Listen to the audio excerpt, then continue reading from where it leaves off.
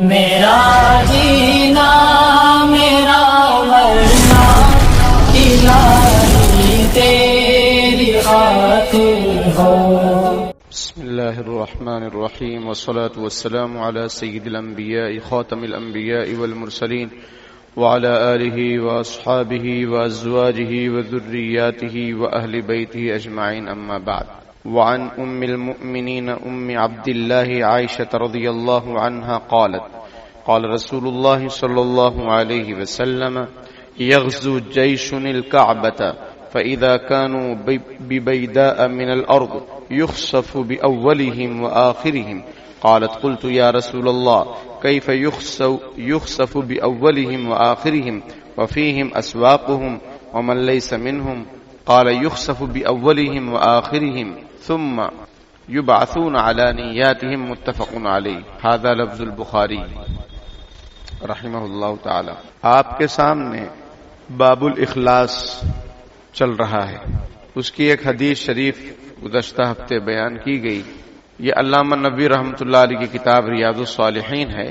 اس میں حضرت کا انداز یہ ہے کہ پہلے ایک باب باندھتے ہیں, سمجھ میں آئی بات, ایک ٹاپک ایک موضوع طے کرتے ہیں اور اس کے مطابق پھر قرآن کی آیتیں لاتے ہیں, پھر احادیث لاتے ہیں. اخلاص کا بیان چل رہا ہے.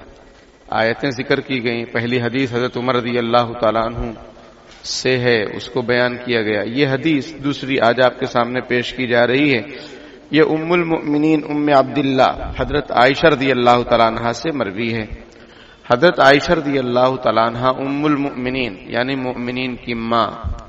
قرآن میں ہے وہ ازواجہ امہاتہم یا امہاتکم, اس طرح کے الفاظ ہیں کہ نبی اکرم صلی اللہ علیہ وسلم کی جو بیویاں ہیں وہ تمہاری مائیں ہیں. تو جب ہماری ماں ہیں مطلب ام المؤمنین مؤمنین کی ماں ہیں, سمجھ رہے ہیں. ام عبداللہ عبداللہ کی ماں. حالانکہ حضرت عائشہ رضی اللہ تعالیٰ عنہا کو اولاد نہیں تھے, اولاد ہوئی نہیں. آپ صلی اللہ علیہ وسلم کا جب انتقال ہوا تو حضرت عائشہ رضی اللہ تعالیٰ عنہا 17 سال کی تھیں. اور پھر آپ صلی اللہ علیہ وسلم کے انتقال کے بعد تو چونکہ ازواج مطہرات میں سے ہیں اور ماں سے نکاح جائز تھوڑی ہے, تو اس لیے ازواج مطہرات آپ صلی اللہ علیہ وسلم کے انتقال کے بعد ان کی شادی کسی سے جائز نہیں. قرآن نے منع کیا کہ وہ تمہاری مائیں ہیں, ان سے نکاح جائز نہیں. لیکن حضرت عائشہ فرماتی ہیں, ابو داؤد شریف میں روایت ہے کہ میں نے نبی اکرم صلی اللہ علیہ وسلم سے عرض کیا, اللہ کے رسول میری جو سوکنے ہیں ان کی اولاد ہیں, ان کی کنیت ہے, کوئی ام سلمہ ہے, کوئی ام حبیبہ ہے, سمجھ میں آئی بات, اور میری کوئی کنیت نہیں ہے. تو نبی اکرم صلی اللہ علیہ وسلم نے ارشاد فرمایا کہ آپ کی بہن جو اسما ہیں ان کے بیٹے جو عبداللہ ہیں وہ آپ کے بھانجے ہیں, تو آپ بھانجے کی طرف نسبت کرتے ہوئے ام عبداللہ ہو اپنی کنیت رکھ لو, اس لیے کہ آپ خالہ ہو. اور الخالۃ بمنزلۃ الام حدیث شریف میں ہے کہ خالہ ماں کے درجے میں ہوتی. یہ میں تفصیل بتا رہا ہوں. حضور صلی اللہ علیہ وسلم نے اتنا فرمایا کہ تمہاری بہن اسما ہے, ان کے بیٹے عبداللہ وہ تمہارے بھانجے ہیں, ان کی طرف نسبت کرتے ہوئے ام عبداللہ اپنی کنیت رکھ لو. بقیہ حدیث شریف میں دوسرے موقع پر ہے کہ الخالۃ بمنزلۃ الام, خالہ ماں کے درجے میں. ایک صحابی آئے رسول اللہ صلی اللہ علیہ وسلم کے پاس اور انہوں نے عرض کیا, اللہ کے رسول مجھ سے بہت بڑا گناہ ہو گیا ہے, میری مغفرت کی کیا شکل ہوگی, گناہوں کی بخشش کی کیا شکل ہوگی؟ حضور نے فرمایا تمہاری والدہ زندہ ہے؟ انہوں نے کہا نہیں. پوچھا خالہ زندہ ہے؟ انہوں نے کہا جی ہاں. آپ صلی اللہ علیہ وسلم نے فرمایا اپنی خالہ کی خدمت کرو, اپنی خالہ کی خدمت کرو, اللہ تعالیٰ تمہارے گناہ معاف کر دے گا. آج ہم لوگ خالہ سے ملنے بھی نہیں جاتے, فون بھی نہیں کرتے, رابطہ بھی نہیں کرتے. ایسا نہیں ہونا چاہیے. خالہ ماں کے درجے میں ہے, اس کو ماسی بولتے ہیں, یعنی ماں جیسی ہے وہ, سمجھ میں آئے. ماسی یعنی ماں جیسی. تو اگر والدہ ہیں تو بہت اچھی بات ہے, ہیں تو بھی خالہ کی عزت کرنی چاہیے, اور نہ ہو تو بھی ان کو ماں کے درجے میں رکھنا چاہیے اور ادب احترام ان کی خدمت کرنا چاہیے. حضور نے کتنی بڑی بات بیان فرمائی. بہرحال تو اس لیے حضرت عائشہ رضی اللہ تعالیٰ عنہا کی کنیت کیا ہے؟ ام عبداللہ. اور یہ عبداللہ کون ہے؟ ان کے بھانجے ہیں. ان کو حضرت عائشہ کو تو کوئی اولاد تھی نہیں. حضرت عائشہ رضی اللہ تعالیٰ عنہا سے جو روایات مروی ہیں، آپ صلی اللہ علیہ وسلم نے سے انہوں نے جو احادیث بیان فرمائی ہیں وہ 2210 روایتیں انہوں نے بیان فرمائی. حضرت عائشہ رضی اللہ تعالی عنہا کا شمار مکثرین صحابہ میں سے ہوتا ہے. مکثرین صحابہ ان صحابیوں کو کہا جاتا ہے جنہوں نے 1000 روایتیں 1000 یا اس سے زیادہ روایتیں آپ صلی اللہ علیہ وسلم سے بیان فرمائی ہیں. ابھی اوپر حضرت عمر کا ذکر گزرا تھا. حضرت عمر نے کتنی روایتیں بیان کی ہیں؟ 539. سمجھ میں آئی؟ حالانکہ کیا ہے، امیر المومنین اور دوسرے خلیفہ ہیں، اور حضرت ابو بکر کی تو اس سے بھی کم ہے. وہ اس وجہ سے کہ بہت احتیاط سے یہ لوگ کام لیتے تھے کہ کہیں کوئی گڑبڑی نہ ہو جائے اور وعید میں داخل نہ ہو جائے. حضرت عائشہ رضی اللہ تعالیٰ عنہا کا انتقال سن 58 ہجری میں 63 سال کی عمر میں ہوا. فرماتی ہیں نبی اکرم صلی اللہ علیہ وسلم نے ارشاد فرمایا کہ ایک لشکر کعبے پر چڑھائی کرے گا، پس جب وہ ایک چٹیل میدان میں ہوں گے تو ان کے پہلے، ان کے اول اور آخر، ان کے اگلے پچھلے سب زمین میں دھسا دیے جائیں گے. شراح اور محدثین یہ فرماتے ہیں کہ یہ قیامت سے پہلے ہوگا.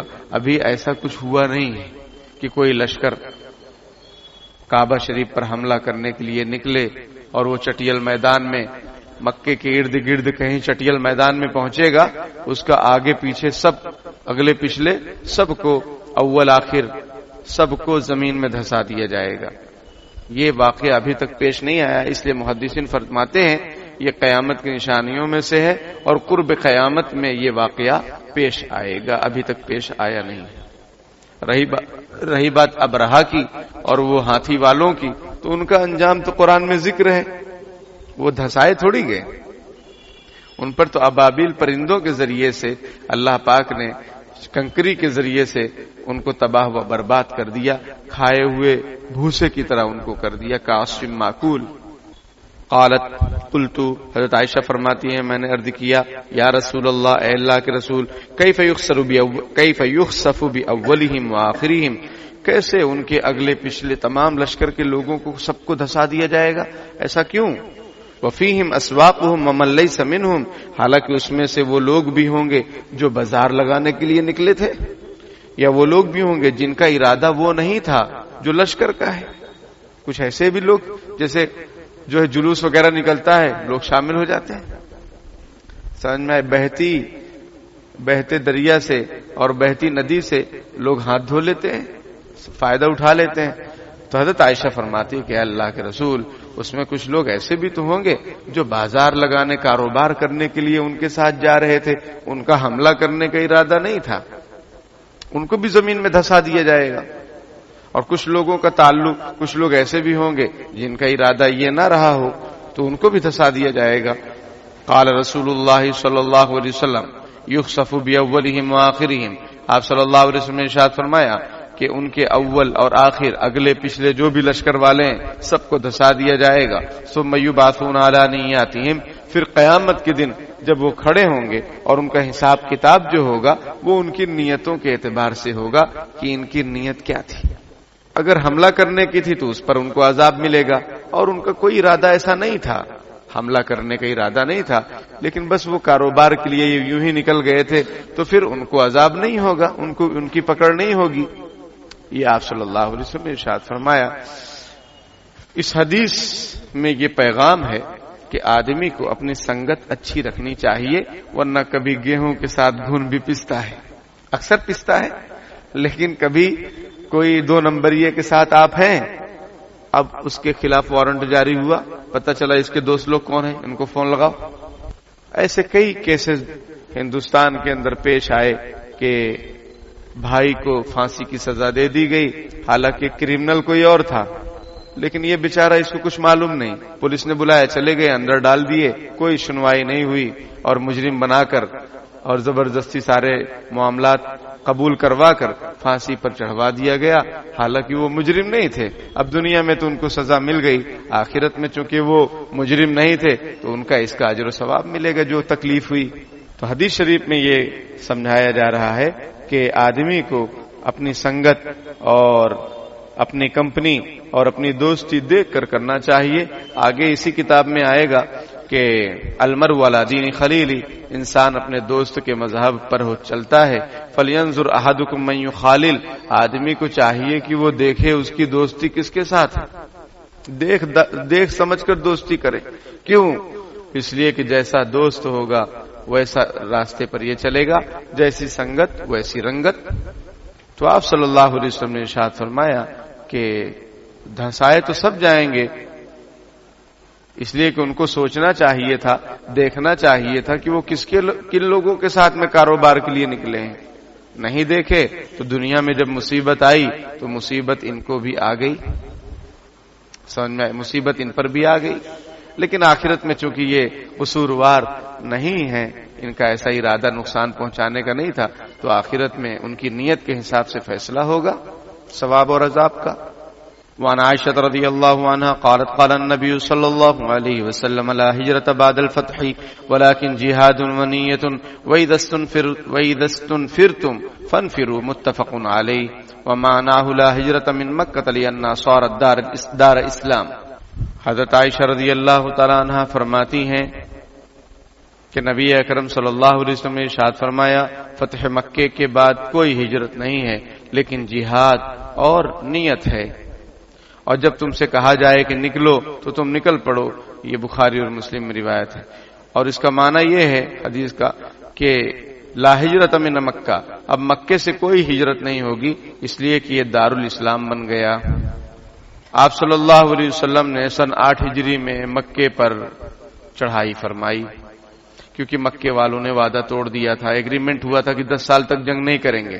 سن 7 ہجری میں بلکہ سن 6 ہجری میں صلح حدیبیہ کے موقع پر کہ 10 سال تک ہمارے درمیان جنگ نہیں ہوگی، لیکن ان لوگوں نے وعدہ خلافی کی مکے والوں نے.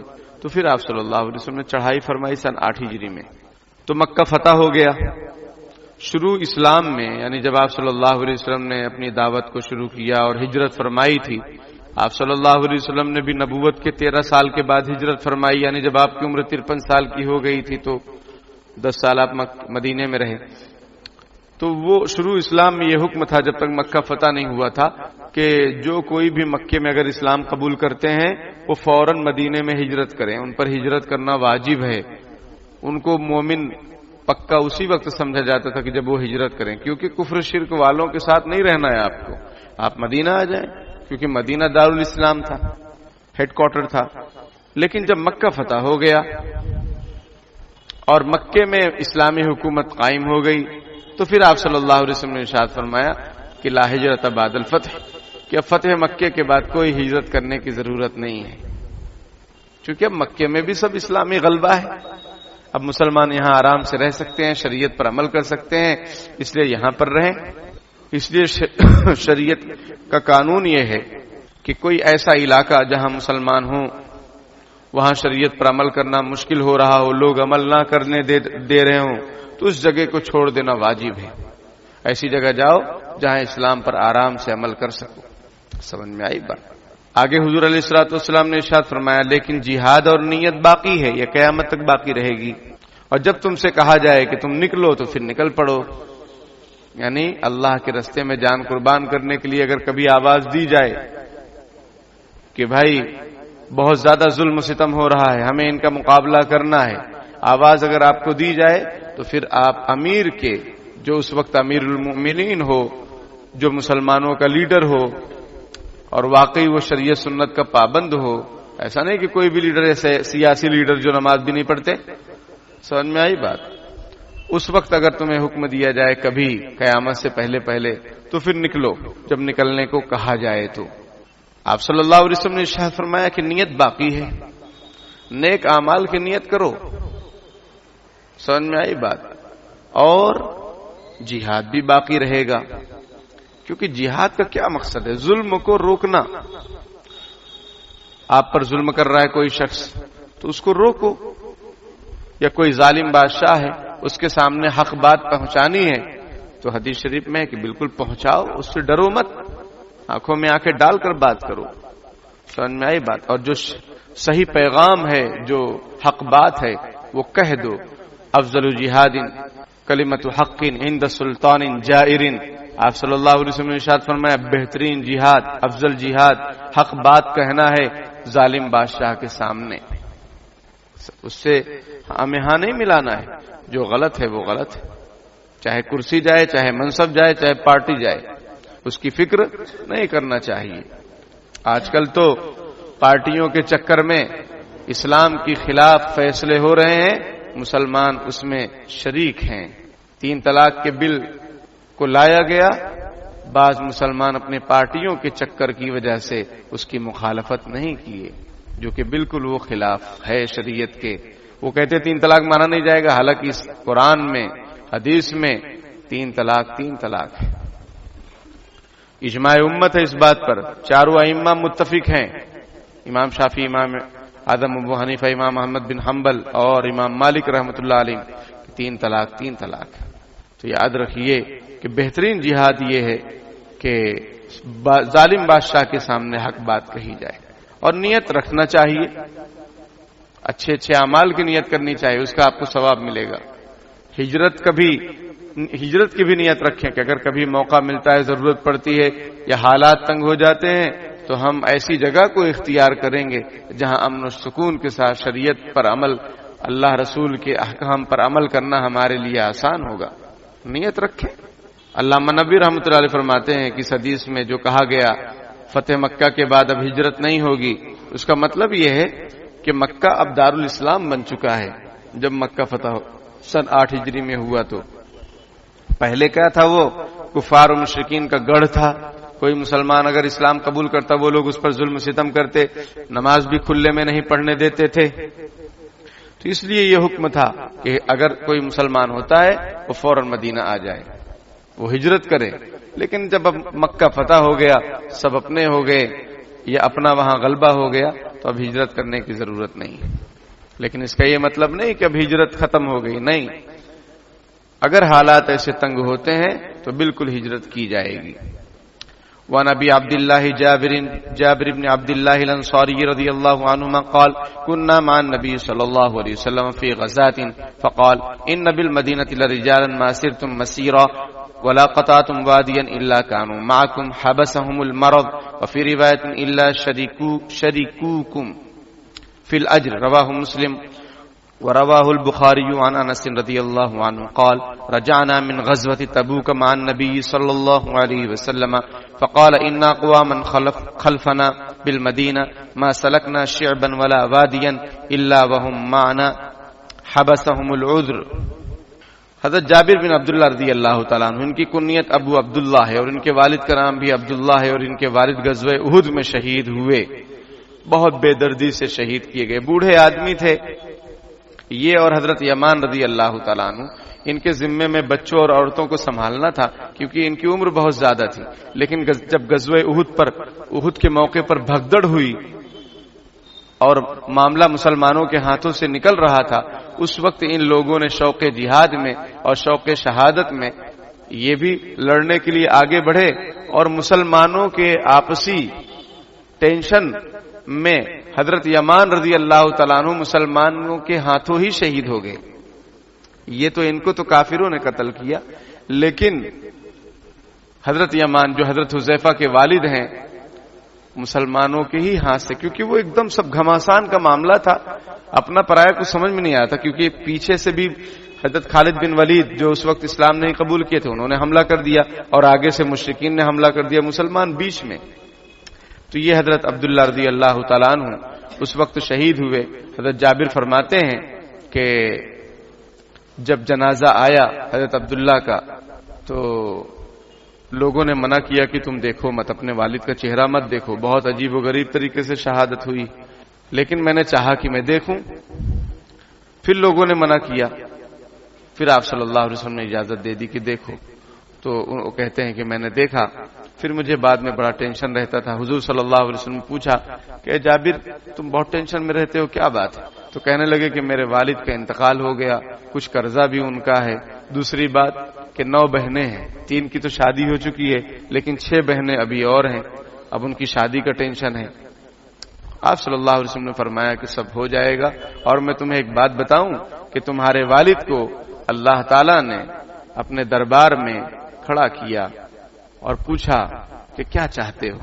تو میں نے کہا، یعنی تمہارے والد نے کہا کہ اللہ میں یہ چاہتا ہوں کہ مجھے دنیا میں دوبارہ بھیج دیجئے، میں دوبارہ آپ کے رستے میں شہید ہونا چاہتا ہوں۔ کتنی بڑی بات، شہادت ہے مطلوب و مقصود مومن، نہ مال غنیمت نہ کشور کشائی۔ خود رسول اللہ صلی اللہ علیہ وسلم کی حدیث موجود ہے، اپنے بارے میں آپ صلی اللہ علیہ وسلم نے ارشاد فرمایا کہ میری دلی چاہت ہے کہ لوددت ان اقتل فی سبیل اللہ، میری دلی چاہت ہے کہ میں اللہ کے راستے میں قتل کر دیا جاؤں، ثم احیا، پھر مجھے زندہ کیا جائے، ثم اقتل، پھر میں قتل کر دیا جاؤں، ثم احیا، پھر مجھے زندہ کیا جائے، ثم اقتل، پھر مجھے شہید کر دیا جائے، ثم احیا ثم اقتل، پھر مجھے زندہ کیا جائے، پھر اللہ کے راستے میں شہید کر دیا جائے۔ یہ آپ صلی اللہ علیہ وسلم کی تمنا ہے، یہ حدیث ہے حضور کی۔ تو حضرت جابر کے جو والد حضرت عبداللہ ہیں، انہوں نے اللہ کے سامنے کیا کہا کہ اے اللہ مجھے پھر سے دنیا میں بھیجیے کہ میں پھر سے جو ہے آپ کے راستے میں اپنی جو ہے جان قربان کر دوں۔ اللہ تعالیٰ نے فرمایا کہ یہاں کا اصول یہ ہے کہ جو ایک مرتبہ آ جاتا ہے اس کو دوبارہ جانے کا موقع نہیں دیا جاتا ہے۔ تو حضرت جابر رضی اللہ تعالیٰ عنہ سے 540 روایتیں مروی ہیں۔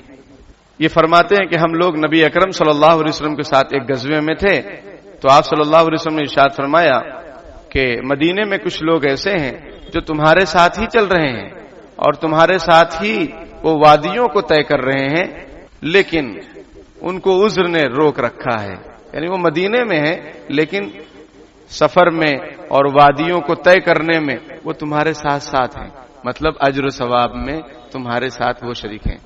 وفی روایت، اور وہ بیچارے مدینے میں رہ گئے، کیوں؟ عذر نے، بیماری نے، حبسہم المرض، ان کو بیماری نے روک لیا، ورنہ ان کی دلی چاہت یہ تھی کہ وہ جہاد میں شریک ہوں، اس غزوے میں شریک ہوں۔ اب دلی خواہش یہ تھی، نیت ان کی یہ تھی، اس لیے وہ بھی تمہارے ساتھ اجر و ثواب میں شریک ہیں، اگرچہ وہ مدینے میں ہیں۔ حج کا موقع آتا ہے، سمجھ میں آئی بات، رہ جاتے ہیں یہ ارماں ہائے میرے سینے میں، رواں جب دیکھتا ہوں میں قافلے حج کے مہینے میں۔ تو آدمی، یہ اشعار ہے کہ جب حج کے قافلے جاتے ہیں تو بہت سارے لوگ تمنا کرتے ہیں کاش ہم بھی جاتے، ہمارے پاس وسعت ہوتی، ہم بھی جاتے۔ تو ان کی اس نیت کی وجہ سے اور عذر کی وجہ سے، پیسہ نہیں ہے تو وہ بھی اللہ تعالیٰ ان کو بھی اس کا ثواب عطا فرماتے ہیں۔ سمجھ میں آئی بات؟ یا کوئی آدمی نیکی کی نیت کرے کہ کاش میرے پاس پیسہ ہوتا تو میں یہ کر دیتا، یا کوئی نیک کام کا ارادہ کرے، سمجھ میں آئی بات، کہ میں ایسا کر دیتا، تو اللہ تعالیٰ اس کو اس کا ثواب عطا فرماتے ہیں۔ الا شریکوکم فی الاجر، مگر وہ لوگ تمہارے ساتھ اجر و ثواب میں شریک ہیں۔ ہاں تمہارا مقام اور مرتبہ الگ ہے کہ تم یہاں فزیکل اور اپنی باڈی کے ساتھ موجود ہو اور تم جان کی قربانی دے رہے ہو میدان میں، لیکن اجر و ثواب جو مل رہا ہے تم کو، ان کو بھی مل رہا ہے، کیونکہ ان کی نیت بھی یہی تھی، بیماری کی وجہ سے رک گئے۔ حدیث شریف میں ہے کہ کوئی آدمی نماز با جماعت کا پابند ہوتا ہے لیکن بیمار ہو جاتا ہے تو بیچارہ مسجد میں نہیں آ پاتا، گھر پہ سوچتا رہتا ہے۔ تو حدیث شریف میں ہے اذا مرض العبد وسافر كتب له مثل ما كان يعمل مقيما صحيحا۔ اسی ریاض الصالحین میں آگے روایت آئے گی جو میں پڑھ رہا ہوں کہ آپ صلی اللہ علیہ وسلم نے ارشاد فرمایا کہ جب کوئی آدمی بیمار ہو جاتا ہے یا سفر میں چلا جاتا ہے تو جو وہ نیکیاں گھر پر رہ کر کرتا تھا یا صحت کے زمانے میں کرتا تھا، اس کو پورا کا پورا وہ ثواب ملتا ہے۔ بہت سارے لوگ ملتے ہیں کہ ہم سجدہ نہیں کر پا رہے ہیں، ہم نماز جو ہے رکوع سجدے کے ساتھ نہیں پڑھ پا رہے ہیں، بیماری ہو گئی ہے، تکلیف ہو گئی ہے، بیٹھ کر نماز پڑھ رہے ہیں۔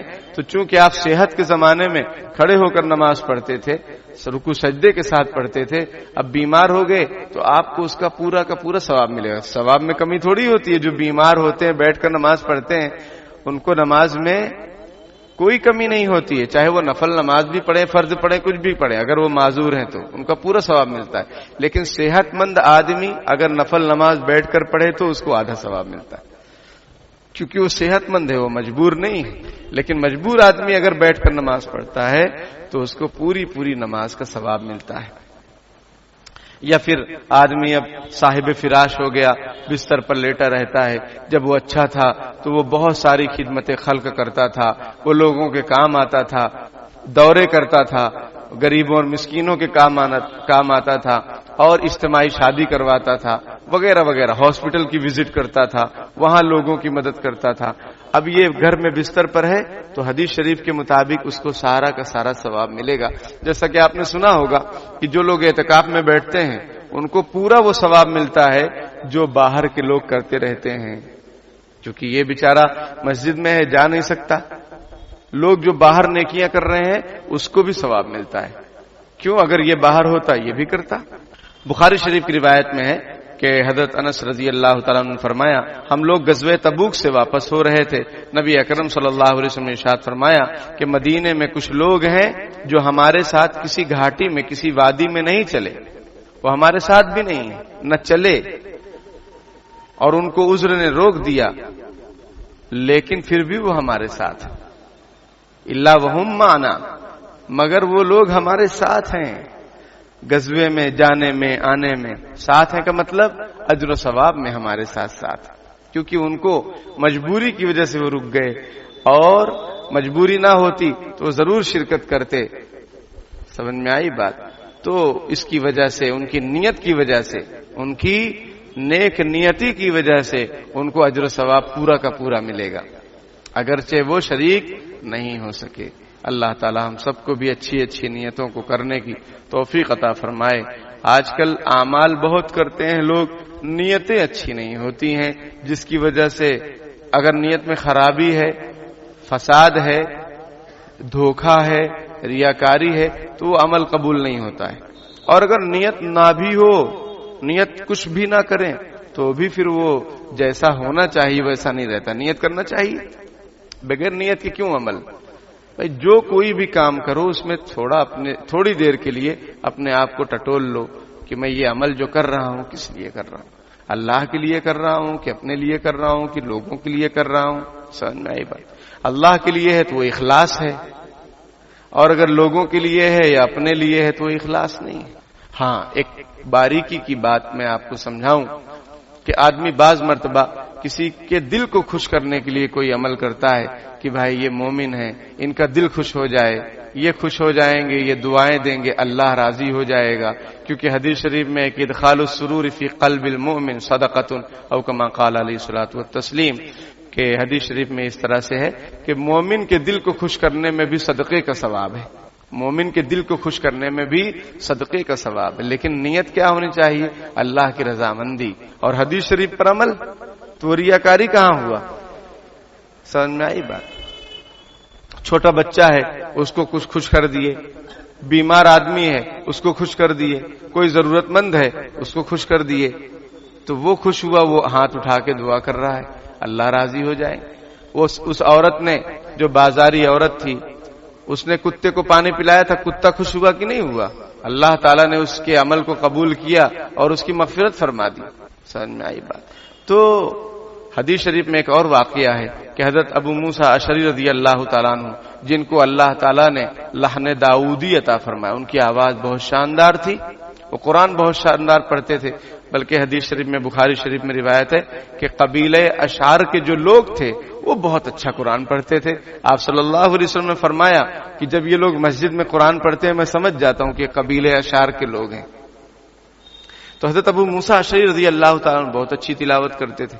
ایک مرتبہ وہ کسی مجمع میں پڑھ رہے تھے، آپ صلی اللہ علیہ وسلم کا وہاں سے گزر ہوا، آپ تھوڑی دیر ٹھہرے اور پھر تشریف لے گئے۔ بعد میں حضرت ابو موسیٰ اشعری سے کہا، آپ صلی اللہ علیہ وسلم نے فرمایا کہ تم بہت اچھا پڑھ رہے تھے، فلاں مجمع میں میں نے سنا۔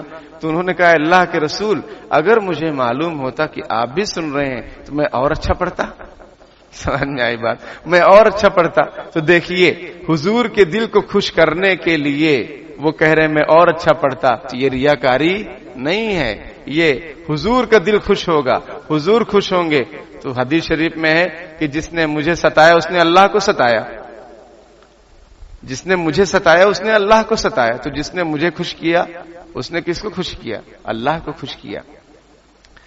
تو یہ حدیث سے یہ مسئلہ نکلتا ہے کہ مومن کے دل کو خوش کرنے کے لیے، اپنے گھر والوں کے دل کو خوش کرنے کے لیے، اپنے پڑوسیوں کو، رشتہ داروں کو، سمجھ میں آئی بات، ان کی خوشی کے لیے ان کا دل خوش ہو جائے، وہ دعائیں دیں. دعاؤں کا بھی آدمی ارادہ نہ کرے، بس دل خوش ہو جائے، وہ حدیث شریف پر عمل ہو جائے، صدقے کا ثواب مل جائے. ایک ہے دعاؤں کے لیے کہنا، ایک ہے دعائیں لینا. سمجھ میں آئی بات؟ ایک ہے دعاؤں کے لیے کہنا، ایک ہے دعائیں لینا. ایک بیچارہ کوئی مجبور آدمی، بوڑھا آدمی سامان اٹھا کر لے جا رہا ہے، راشن 10 کلو 20 کلو، اب اس سے اٹھایا نہیں جا رہا ہے. آپ دیکھ رہے ہیں کہ بوڑھا آدمی، آپ نے کہا چچا جان بیٹھ جائیے، آپ کا گھر کہاں ہے، میں آپ کو پہنچا دیتا ہوں. ہمارے یہاں ایک لفظ استعمال ہوتا ہے کہ آپ کو چھوڑ دوں. کوئی جا رہا ہے پیدل، بائک والا آتا ہے کہ آپ کو چھوڑ دوں. یہ چھوڑنے والا جو لفظ ہے، اس میں ایک قسم کی سمجھیے کی بے تہذیبی ہے. اصلی لفظ جو ہے وہ یہ ہے کہ آپ کو میں پہنچا دوں، آپ کہاں جا رہے ہیں. چھوڑنا، ترک کر دینا. میں تو مذاق میں کبھی کہتا ہوں بھائی چھوڑو مت، پکڑ کے رکھو، انشاءاللہ فائدہ ہوگا. سمجھ میں آئی؟ اللہ کی ذات سے امید ہے کہ ہمارے علم سے نفع ہوگا جو اللہ پاک نے مجھے دیا ہے. تو ایسا مذاق میں کہتا ہوں، چھوڑو مت، پکڑ کے رکھو. تو اب آپ نے جو ہے چچا کو بٹھایا، ان کے مکان تک پہنچا دیا. اب ان کے دل سے دعا نکلے گی، یہ دعا لینا ہے. اور ایک یہ ہے کہ ہم لوگوں سے کہیں کہ بھائی میرے لیے دعا کرنا، میرے لیے دعا کرنا. ہمارے حضرت مولانا صلاح الدین سیفی نقشبندی دامت برکاتہم کے استاد تھے قاری منور حسین صاحب رحمۃ اللہ علیہ، بچپن کے استاد ہیں ہمارے حضرت کے. تو وہ ایک مرتبہ ٹیمپو میں بیٹھے، اپنی منزل پر پہنچے. ٹیمپو والے نے کرایہ لیا اور اس کے بعد کہتا ہے کہ حضرت دعا کرنا. تو انہوں نے کہا دعا کرنے کا جو رستہ تھا وہ تو تم نے بند کر دیا کرایہ لے کے. سمجھ میں آئی بات؟ کرایہ لے کے اب دعا کہاں سے نکلے گی؟ وہ تو رستہ تم نے بند کر دیا، دروازہ ہی بند کر دیا. ہاں کرایہ نہ لیتے اور پھر کہتے کہ دعا کرنا تو دل سے دعائیں نکلتی. اب دعا نکلے تو کدھر سے نکلے؟ تو کبھی ایسا ہوتا ہے کہ آدمی کسی کو، اس کے ساتھ کوئی حسن سلوک نہیں ہے یا ستا رہا ہے، پھر اس کو کہتا ہے دعا کرنا. اور دعا کہاں سے نکلے گی؟ ماں باپ ہیں، ان کا دل جیتیے، دعائیں نکلیں گی. اب ماں باپ کا ادب احترام کچھ نہیں ہے، مٹھائی لا کے کھلا رہے ہیں اور کہہ رہے ہیں اماں دعا کرنا. وہ کہاں سے دعا نکلے گی؟ حالانکہ ماں باپ دعا کرتے ہیں اپنی اولاد کے حق میں، کبھی بد دعا نہیں کرتے. لیکن ہم ایسا کام کریں، اگر چاہتے ہو خدا ملے، کام وہ کرو کہ دعا ملے. اگر چاہتے ہو خدا ملے، کام وہ کرو کہ دعا ملے. اللہ پاک عمل کی توفیق دے، ہماری نیتوں کی اصلاح فرمائے، اخلاص الالہیت نصیب فرمائے. بقیہ آئندہ انشاءاللہ. وآخر دعوانا الحمدللہ رب العالمین.